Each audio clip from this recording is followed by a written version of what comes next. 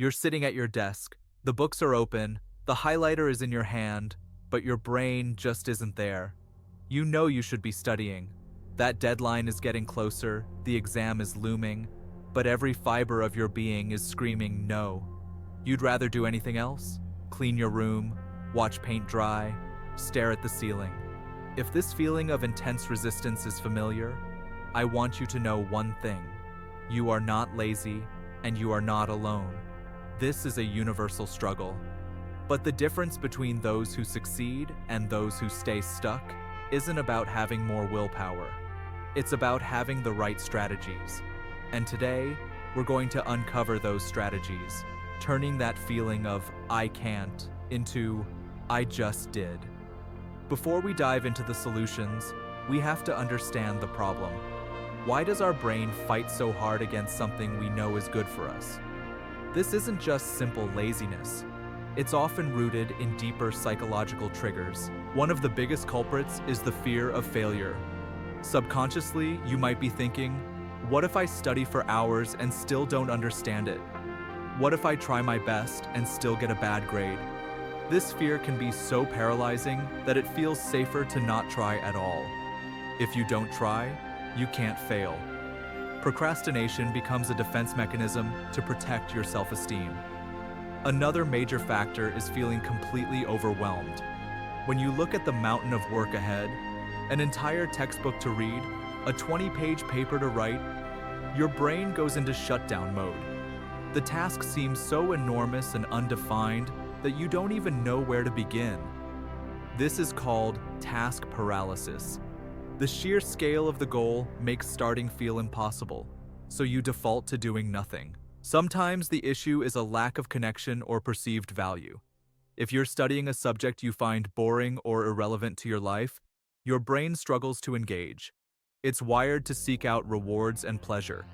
If it doesn't see an immediate or meaningful reward in learning about 18th century poetry or complex calculus, it will naturally drift towards more instantly gratifying activities like scrolling through social media. And finally, there's the perfectionist's trap. This is a sneaky one. You believe that you must do the work perfectly from start to finish. You need the perfect mood, the perfect environment, the perfect understanding before you even begin. Since these perfect conditions rarely exist, you end up waiting forever. The mantra becomes, if I can't do it perfectly, I won't do it at all. This all-or-nothing thinking is a direct path to getting nothing done. Recognizing which of these reasons resonates with you is the first step toward overcoming it. Now that we've diagnosed the why, let's talk about the how. The most powerful changes start not with your actions, but with your thoughts. It's time for a mindset shift. First, change your language. Stop telling yourself, I have to study, or I should be studying. This language implies a burden, a chore you're being forced to do. Instead, reframe it. Try saying, I get to study, or I am choosing to study. This might feel silly at first, but it's a powerful psychological switch. It reframes studying not as a punishment, but as an opportunity. An opportunity to grow, to improve, to invest in your future self. It reminds you that you are in control of your choices. Second, focus on the process, not just the outcome. We often get fixated on the final grade, the finished project, the passed exam. This puts immense pressure on us. If the only reward is far off in the future, the immediate effort feels thankless. Instead, learn to find satisfaction in the process itself. Celebrate the small wins. Feel good about understanding a difficult concept. Take pride in completing one chapter.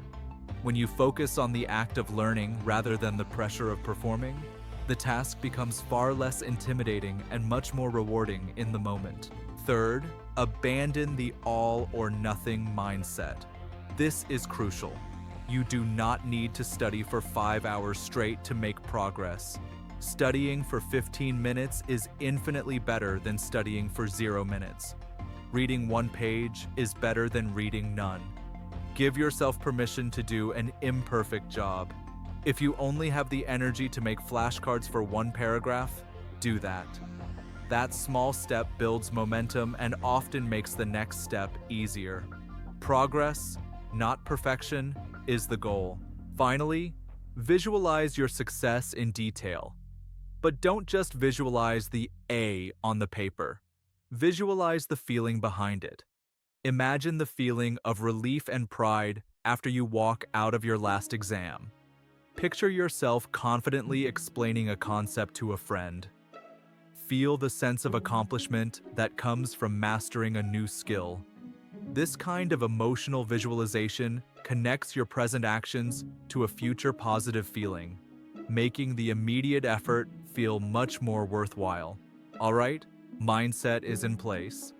Now, let's equip you with a toolkit of practical, battle-tested strategies that you can use the next time you feel that resistance creeping in.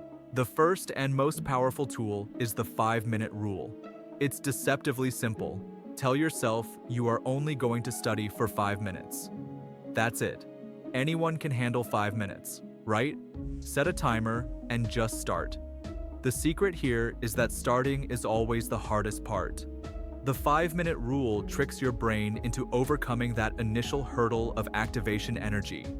More often than not, once the 5 minutes are up, you'll find you've built a little momentum and are willing to keep going. And if not, hey, you still studied for 5 minutes, which is more than you were doing before. Next up is the famous Pomodoro Technique. This method is a game changer for focus and for breaking down overwhelming tasks. Here's how it works. You set a timer for 25 minutes and dedicate that time to a single task. No phone, no new tabs, no distractions, pure focus.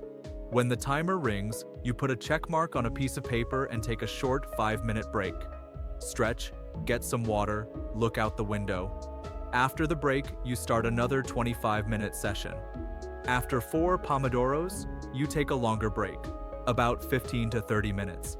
This technique works because it breaks a daunting marathon of studying into a series of short, manageable sprints, with built-in rewards in the form of breaks. Third, create a study ritual. Our brains love cues and habits. A ritual is a sequence of actions you perform before you start studying that signals to your brain, okay, it's time to focus now. Your ritual could be anything. Maybe it's clearing your desk completely, putting on a specific instrumental playlist, making a cup of tea, and opening your textbook. It only needs to be 2 or 3 simple steps, but you must do them consistently. Over time, your brain will associate this ritual with the act of studying, making the transition into focus mode much smoother and more automatic. Fourth, you must break down your tasks. This is the ultimate weapon against feeling overwhelmed. Study for the biology exam is not a task. It's a project. It's too vague and intimidating. You need to break it down into tiny, concrete, actionable steps. For example, that biology exam becomes a checklist. 1. Read Chapter 5, Section 1. 2. Define the 10 key terms from that section. 3.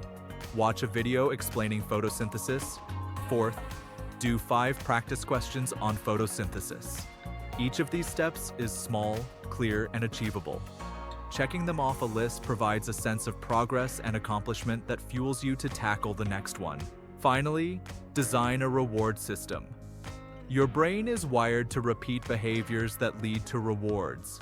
So, use that to your advantage.